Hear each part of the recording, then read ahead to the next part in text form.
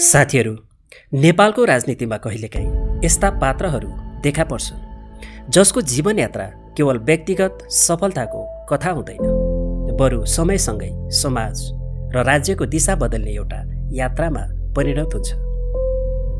पछिल्लो परिवर्तनकारी राजनीतिक लहरमा यस्तै एउटा नाम निकै चर्चामा आयो, सुदन गुरुङ। नागरिक अभियन्ताका रूपमा परिचित उनी आज सङ्घीय संसदका सांसद मात्र होइन, देशको गृहमन्त्रीको जिम्मेवारी सम्हालिरहेका व्यक्ति हुन्। अब धेरै जस्तो हाम्रो भ्रष्टाचार हुने कारण हामीले बुझ्नुपर्नेछ। किन हामीले यत्रो आन्दोलन गर्यौँ, किन जेनजीहरूले यत्रो आन्दोलन गर्यो, किन युवाहरूले, किन नेपालीहरूले यत्रो ठुलो आन्दोलन गर्यो होला त। तर यो स्थानसम्म पुग्नु अघि उनको जीवन अनेक मोड, सङ्घर्ष र आत्मपरिवर्तनको यात्राबाट गुज्रिएको थियो। सन् 1988 गोर्खा जिल्लाको दुर्गम हिमाली क्षेत्र चुम नुर्बीमा जन्मिएका सुदन गुरुङ अर्थात् तमु समुदायको सांस्कृतिक वातावरणमा हुर्किएका व्यक्ति हुन्। हिमाली जीवन सहज थिएन, तर कठिन परिस्थितिले उनलाई सानैदेखि जिम्मेवार, साहसी र नेतृत्वप्रति आकर्षित बनायो। सामान्य बाल्यकाल बिताए पनि समाजप्रति चासो राख्ने र समस्यामा अगाडि बढेर बोल्ने स्वभाव उनको पहिचान बन्दै गइरहेको थियो। जीवनको एक चरणमा उनले नागरिकतालाई लिएर विवाद उत्पन्न भयो। आलोचना र प्रश्नहरू उठिरहेका बेला उनले विवादबाट भाग्ने बाटो रोजेनन्। उनी आफै जन्मस्थान गोर्खा पुगेर आवश्यक प्रमाण प्रस्तुत गरे र नागरिकताको आधिकारिक पुष्टि गरेपछि मात्रै त्यो विवाद समाप्त भयो। यस घटनाले सार्वजनिक जीवनमा पारदर्शिता र उत्तरदायित्वप्रति उनको दृष्टिकोण झल्काएको थियो। तर साथीहरू, राजनीतिमा प्रवेश गर्नु अघि सुदन गुरुङको जीवन पूर्णतः फरक संसारसँग जोडिएको थियो। काठमाडौँको नाइट लाइफ, मनोरञ्जन उद्योग र ग्ल्यामरको वातावरणमा उनी सक्रिय थिए। उनले ओएमजी नामक नाइट क्लब सञ्चालन गर्थे र डिजेका रूपमा परिचित थिए। Those were my struggling days. So मलाई लाग्यो कि भनेपछि यो सबै कुरा डिजेले गर्दाखेरि हुन्छ नि, just because one guy can play nice music then people can forget their pain, you know. So त्यो कुराहरूले गर्दा चाहिँ मलाई एकदमै इन्सपायर्ड भयो कि। So I think I also want to make people happy in some ways. I think I want to be a DJ. So मैले मेरो साथीलाई, त्यो डिजे साथीलाई भनेको, हुन्छ म सिका न भनेर भनेको। कति रक्सी खुवायो क्या, सिकाउने होइन है, यस्तो रिस उठ्यो क्या मलाई। 1 महिनापछि तँलाई एक दिन हेर होइन, तेरो साथी मेरो नाम जहाँ पनि हुन्छ तेरो नाम कहीँ पनि हुँदैन भनेर भनेको थिएँ कि मैले त्यसलाई, कि बोलेको थिएँ कि। अनि त्यो मेरो क्लबमा नै आयो पछि एउटा, अनि गेटमा उभिएर म छिराएन भनेर भनिरहेको थिएँ मलाई होइन। अनि आई टोल्ड हिम, मैले तँलाई भनेको हो कि न, तँलाई याद छ भनेर मैले भनेको थिएँ त्यसलाई कि। भेट, सङ्गीत, कार्यक्रम व्यवस्थापन र सहरको चमक धमक बीच उनको जीवन सफल र आरामदायी देखिन्थ्यो। बाहिरबाट हेर्दा उनी पूर्ण रूपमा स्थापित युवा व्यवसायी जस्तै लाग्थे, जसको भविष्य मनोरञ्जन उद्योगमै सुरक्षित देखिन्थ्यो। तर कहिलेकाहीँ जीवनले अचानक यस्तो मोड ल्याउँछ जसले मानिसको पहिचान नै परिवर्तन गरिदिन्छ।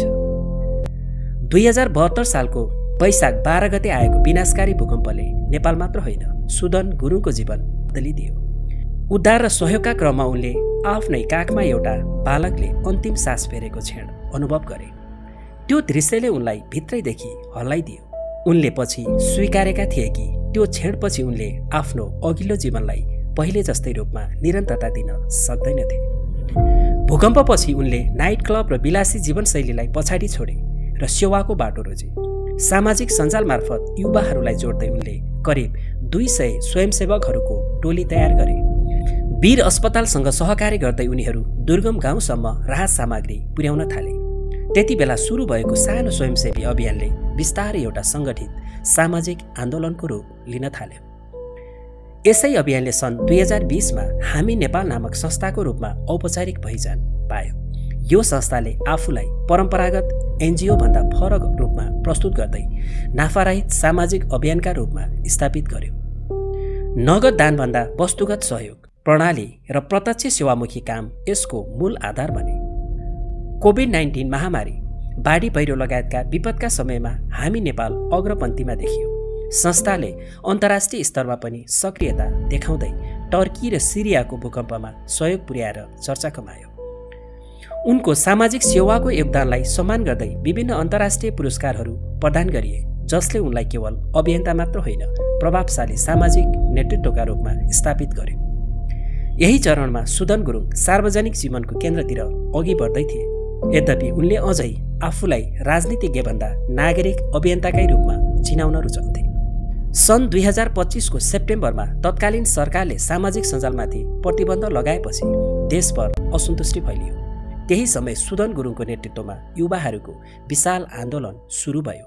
आज माइती घरमा चाहिँ अब हाम्रो जेन्जी पुस्ताले गरेको यो प्रोटेस्टलाई चाहिँ कसैले नपिथोलिदियोस्, कसैको आफ्नो पर्सनल एजेन्डा राखेर यहाँ अगाडि नआइदियोस्, कुनै राजनीतिक हस्तक्षेप नहोस् भन्ने हिसाबले चाहिँ हामीलाई प्रोटेक्ट गर्नु खोजेर चाहिँ हामीले यहाँ मेडिकल टिमहरू राख्दैछौँ, पानीहरू राख्दैछौँ होइन, चाहिँ हामीलाई म्यानेज गर्ने हिसाबले चाहिँ गएछौँ। हामी भलिन्टियर मात्रै हो यो, जसलाई पछि जेन्जी आन्दोलनका रूपमा चिनियो। उनले इन्स्टाग्राम र डिस्कोर्ड मार्फत विद्यार्थीहरूलाई विद्यालयको पोसाकमै किताब बोकेर सडकमा उत्रिन आह्वान गरे, जसले आन्दोलनलाई प्रतीकात्मक र शक्तिशाली बनायो। देशभर फैलिएको युवाको ऊर्जा राजनीतिक परिवर्तनको कारण बन्यो। आन्दोलनको दबावपछि सत्ता परिवर्तन भयो र नयाँ राजनीतिक शक्तिको उदय भयो। त्यस सङ्क्रमणकालीन अवस्थामा सुदनले राष्ट्रपति र प्रधान सेनापतिसँग प्रत्यक्ष संवाद गर्दै लोकतान्त्रिक निकास खोज्ने प्रक्रियामा भूमिका खेलेका थिए। यस घटनाले उनलाई राष्ट्रिय स्तरको नेतृत्वको रूपमा स्थापित गर्यो। आन्दोलनको प्रभाव कायम रहँदै गर्दा 18 जनवरी 2026मा उनले बालेन शाहसँगै राष्ट्रिय स्वतन्त्र पार्टीमा प्रवेश गरे। आफ्नो जन्मभूमि गोर्खा क्षेत्र नम्बर 1बाट प्रतिनिधि सभा सदस्यका लागि उम्मेदवारी दिएका उनले परम्परागत रूपमा ठूला दलहरूको प्रभाव रहेको क्षेत्रमा ऐतिहासिक विजय हासिल गरे।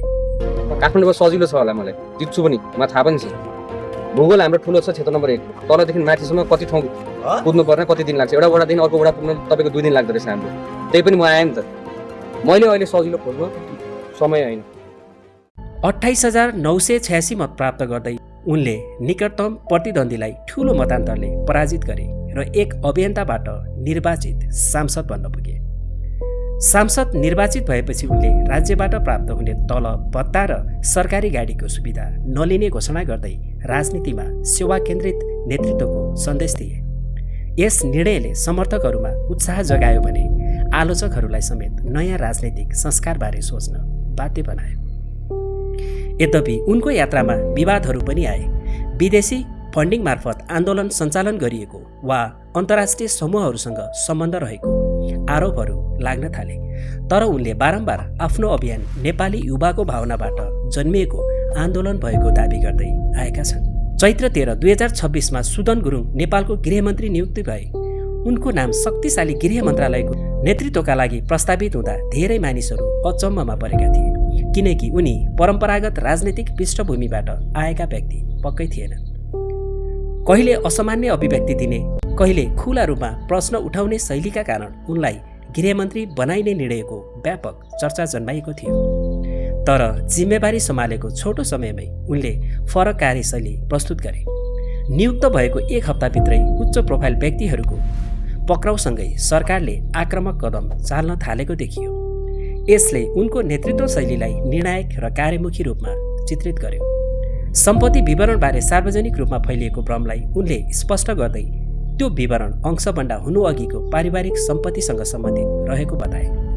पारदर्शिता कायम राख्ने प्रयास मार्फत उनले आलोचना र प्रश्नहरूलाई प्रत्यक्ष रूपमा सामना गर्ने शैली देखाए। डीजे डेकबाट सुरु भएको यात्रा आज देशको आन्तरिक सुरक्षा नीतिको नेतृत्वसम्म आइपुगेको छ।